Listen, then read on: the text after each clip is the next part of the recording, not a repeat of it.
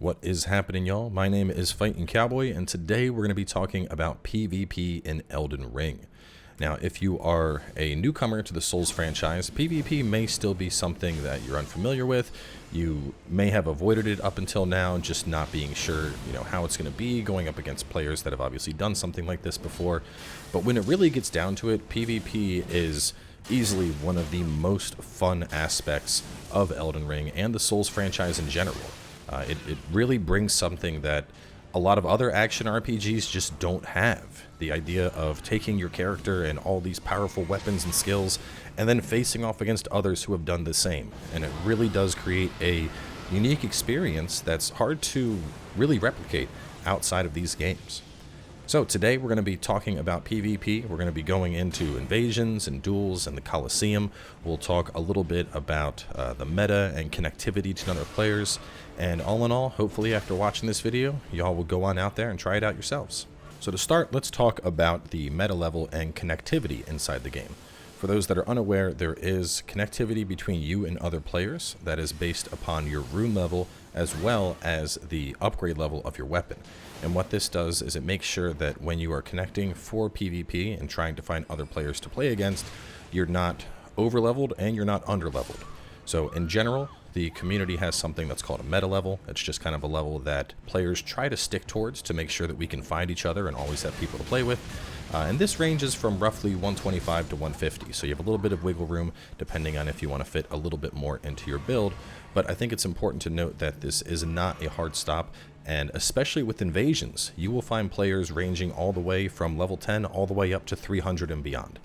There really is no one level that you're forced to be at, and when people talk about a meta level in the game, it's more just kind of a community agreed upon spot so we can find each other more frequently, not a hard rule. Now, while we're talking about connectivity, it's also worth mentioning that if you decide to use a multiplayer password, you do ignore the rules of connectivity, meaning a level 300 player could connect to a level 30 player with ease. But on the note of connectivity, let's talk about PvP, and in particular, let's talk about duels using the Duelist Frilled Finger. Now, you can pick this item up quite early in the game. Just head on up north from the War Master's Shack, and right by the Limgrave Coliseum, you'll be able to find it lying on a body in front of the doors. Now, at this point, you can then go into the multiplayer menu and use the Duelist Frilled Finger to put a red summon sign down on the ground, which you'll see me do in just a moment, and then any players who interact with that sign will summon you into their world for a one-on-one fight to the death. Now, while there are no enforced rules in these duels how there are in the Coliseum, it is commonly discouraged to use your red flask to heal in them, because the host will have double the amount of flasks as the duelist, giving them an unfair advantage. So, because of that, flask healing is frowned upon. Now, while you can use the Duelist Frilled Finger wherever you want, one of the most common locations is over here at the main Academy Gate Grace in the Lakes of Liurnia. This is a very popular spot for duelists simply because it is a large, flat, and round area. So if you don't want to do duels in the Coliseum, this is a decent spot to find other people to go up against. And once you get over here, you would either use your fur-crawling finger remedy to find red signs on the ground, or alternatively, you would put down the sign yourself and wait for somebody to pick it on up. Now, before we move on to invasions, I briefly want to touch on co-op, as co-op is what opens you up to invasions. Now, for those unaware, when you have a fur-calling finger remedy active, the first time you use it, it will then display any summon signs that are on the ground. Now, you'll find either gold signs, which are left by a Tarnished Frilled Finger, or the red signs that are left by the Duelist Frilled Finger. Players can also use the small red effigy or the small golden effigy to send their signs to a nearby summoning pool, which is this little object you see right here. Typically, you will find clusters of signs on the ground around these, giving you opportunities for either duels or for cooperative play. In addition to that, just to touch on some other things in the multiplayer menu, we have the blue cipher ring and the white cipher ring. These are both purchased from the Twin Husks Maiden over at Round Table Hold, and the white cipher ring in particular is intended for players that don't really feel comfortable with PvP. When you're doing co-op, you effectively flick a switch that opens you up to invasions. There's no way for you to just play with a friend and not have the potential of invasions happening. But by using the white cipher ring, you make it so that even though you and your friend may not be comfortable with PvP, if you do get invaded, this will send out a call for help and summon a blue phantom who will come on into the world to assist you. Alternatively, players have the option to put on the blue cipher ring themselves, and this will essentially make them a protector or a hunter, who will then answer the calls of the white cipher rings and try to defend those hosts from reds. Just to show an example of this, in this clip here, I have gotten invaded by a red player. I also have the white safer ring active. Now, as you can see, while it took a second, now it says Hunter Elena has been summoned, and this signifies that a blue has now been summoned into this world to help me fight off this red invader. With the blue now arriving over to the fight, the tides have turned, and it is now a 2 versus 1, which will more than likely end poorly for the red. After vanquishing the invader, the blue receives a notification saying that the job is done, and at that point he'll return on over to his own world.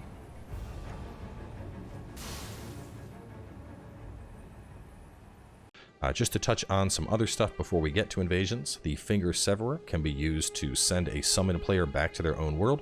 It's important to note this is only going to work for Tarnished or for Hunters. You cannot use this to send an invader back, or alternatively, if you want to lure invaders in, you can use the Taunter's Tongue.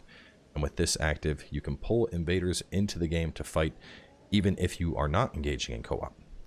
Now, for invaders themselves, they have 2 different tools to choose from, either the Bloody Finger or the Recusant Finger. Both of these effectively serve the same purpose. Both of them are invasion fingers. As far as we can tell, there is no range difference or really any difference besides the fact that you invade as a Bloody Finger versus invading as a Recusant. But there are quests associated to obtaining each of these. So if you do want to try your own hand at invading, I'd suggest looking up those, as there is a little bit to them, more than we can fit into the duration of this video. But on the note of invasions, invasions are definitely one of the more unique things about Elden Ring and the Souls games in general. And so to best showcase those, I have brought in our resident invasion expert, a long-standing member of the community, Peeve. So I have some footage from him. We're going to show you guys that alongside some of his commentary so you can get an idea of just how fun, or in some cases goofy, invasions can be.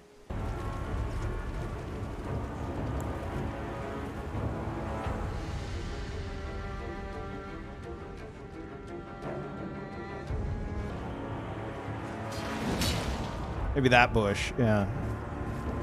Ooh. Turns out I was right here.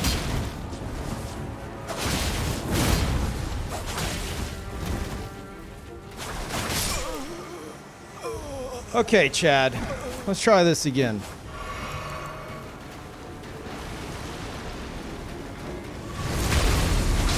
I don't recommend what you just did.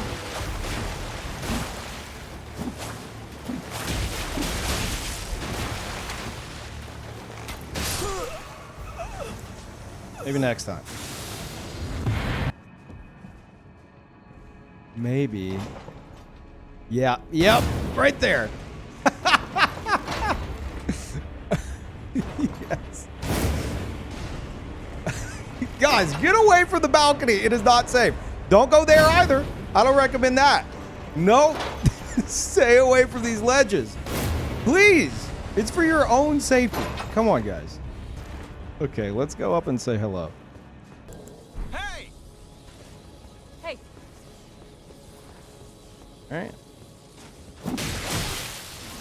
All right. Hey. Hey. Hey.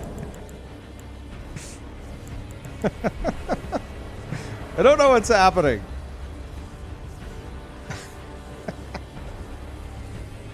I don't think I have that gesture, guys. I can't do. This is the best I got. That's the best I can do. I'm sorry. Can I join your club? Come on, let's go. Look, I'll guide you.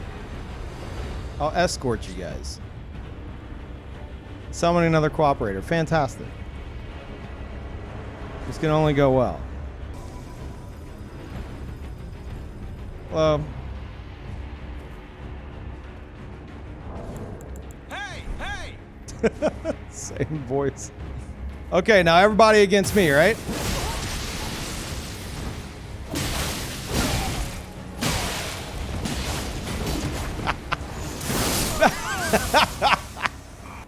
We hanging out on the couch?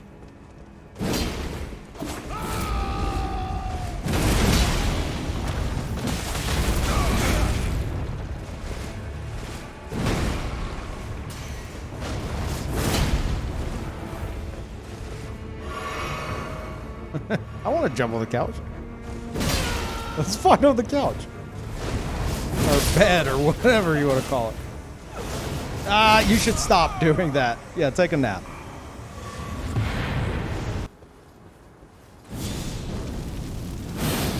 Fine. Fine. Oh. Yeah? You think you got the shot from way over there? I don't know that you do, friend. Actually, quite the contrary. You guys have to come to me. Hey! You'll be fine. Just hop across the very sketchy branches. I'll wait here. Uh-huh. Hi. Yeah, I see you. Hey!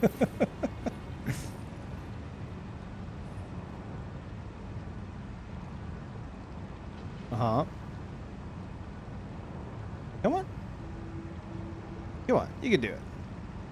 There you go. Oh, is that hard?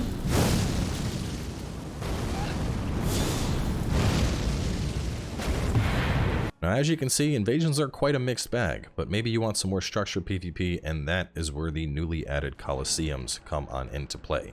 We have 3 Coliseums in the game right now: the Royal Coliseum in the capital, the Limgrave Coliseum, which is in Limgrave, and then the Caelid Coliseum over in Caelid. Now, briefly, just to talk about how to reach each of these, the Royal Coliseum is right here in the capital. All you really have to do to get on over here is just follow this path from the center of the capital. You will make your way up this platform as if you were heading on up to the Erdtree Sanctuary, but instead, right around here, you can veer on off and then climb your way on up into the Royal Coliseum. And you can do this both early or later in the game, so the state of the capital does not impact your ability to reach the Coliseum. Now, as for the Caelid Coliseum, this one is actually a little bit harder to reach because to access it, you have to go underground first.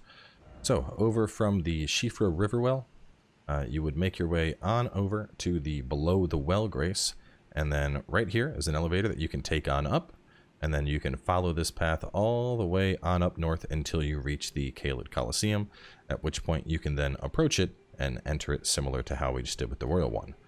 The easiest to access, we actually already went to earlier in this video, and that is the Limgrave Coliseum, which is just directly north of the War Master's Shack, and you can get this one extremely early in the game. Now, one of the nice things about the Coliseum is after you have visited each venue once, you're then able to enter Coliseum combat right here from the Round Table Hold by interacting with the America statue. Looking at it, we have 3 different types listed up above: Duel, Combat Ordeals, and Spirit Ashes Allowed. To go into each of these, the dueling combat format is initially unlocked from the Royal Coliseum. In this format, there are no red flasks allowed and no mixed physics. However, blue flasks are allowed to help both replenish your FP for weapon arts and, of course, allow casters to function. This is a straight-up 1v1 battle to the death. Moving on from there, we have Combat Ordeal and United Combat Ordeal. Now, these are both unlocked from the Limgrave Coliseum, and these allow you free-for-all combat with the Combat Ordeal format, or team-based combat with United Combat. In this case, it would be every man for himself, or with United Combat, 3v3, 2v2, or of course 1v1. Now, the last thing is the Spirit Ashes Allowed, and this comes from the Caelid Coliseum, and this is going to follow the same rules as the Limgrave Coliseum, however, with the addition of Spirit Ashes also being allowed in the battle. So whether you want to have a makeshift pet battle with a friend, or you just want to have a giant every man for himself 6-person brawl with Spirit Ashes, either way, there is definitely a lot of flexibility in the Coliseum system. So we're going to take a look at a little bit of everything, just kind of show you how some matches go, and hopefully you enjoy it.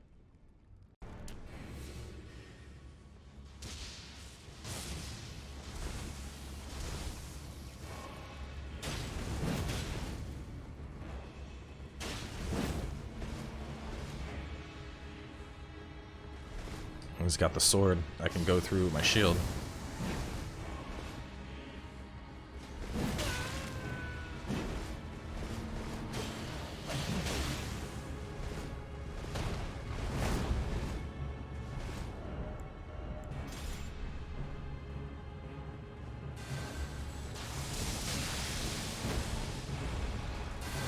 Oh man, and the shield finish. Ooh. If that lightning would have come out, it probably would have killed me right there.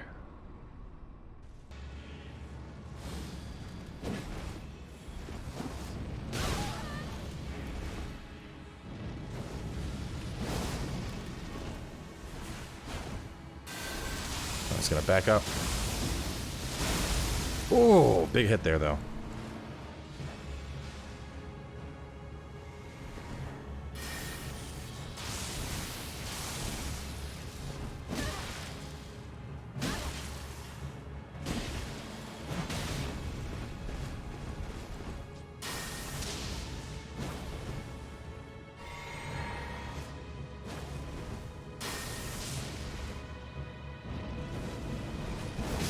Oh!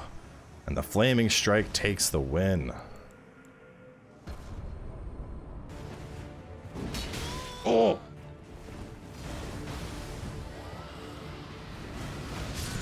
I think I got it. Oh god. Dragon Man's coming after me.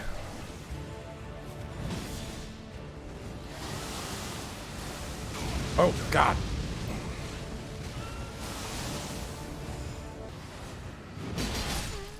Oh.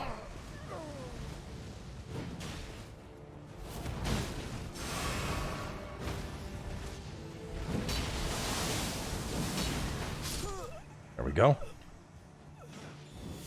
Rack up those eliminations.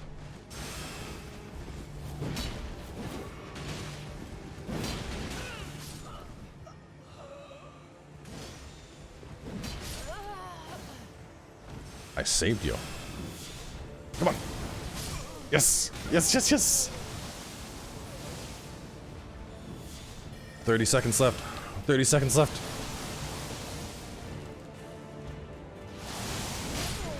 Oh!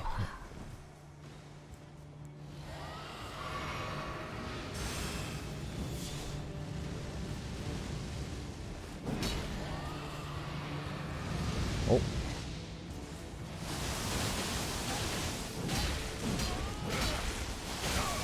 Oh, oh, oh. Oh, cease combat. I died right at the end, but I got 8 eliminations. Let's see. Hey, let's go. Unga bunga. Oh man, they're in trouble. I'm about to learn.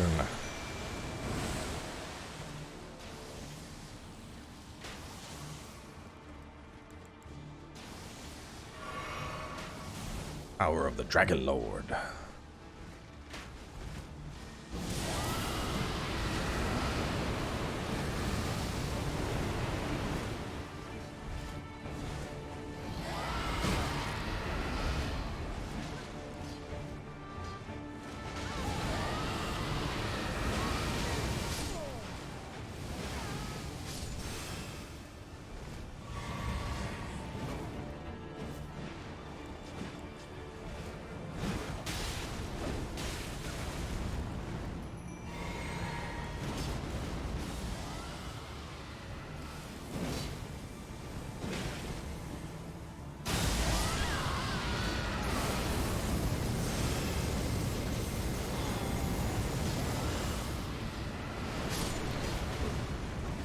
The Dragon Lord goes undefeated.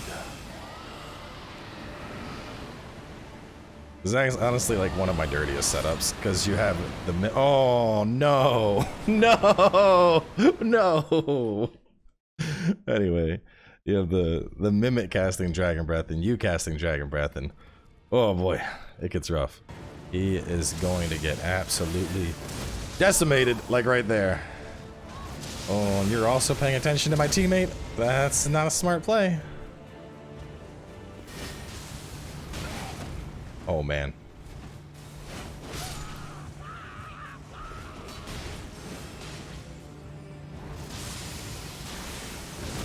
Oh!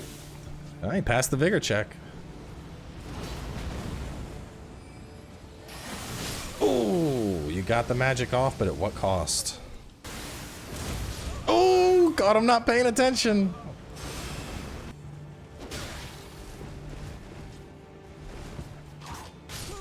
The sneaky whip.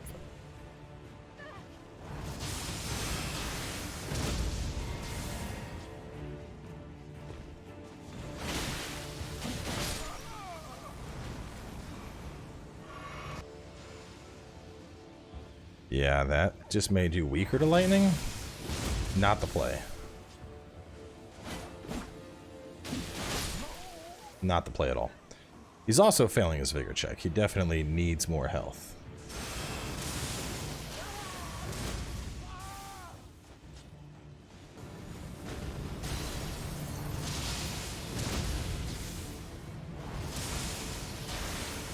Oh! Oh, what did he have up? He had up something that prevented it. Oh, no, I think it was just the end of combat. Well, I think we know who the supreme combatant is with this one. That is right, ladies and gentlemen. Thunder Thrusts is going to take it. So to close things on out, I'd like to say that hopefully after watching this, if you were a little hesitant on PvP, I hope that you decide to try it on out. Because whether you are dueling, invading, or jumping into the Coliseum, PvP is definitely a absolutely fantastic part of Elden Ring and Souls games in general. And, you know, I think this video was a fantastic showcase of the variety of builds you're going to come across. Anything that you can think up of in your mind, you can use it in that arena. And at the end of the day, as long as you're having fun, that is what counts. So thanks for tuning in. Hopefully this inspires some of you to go on out there and join the battle. And I'll see you out there in the Coliseum.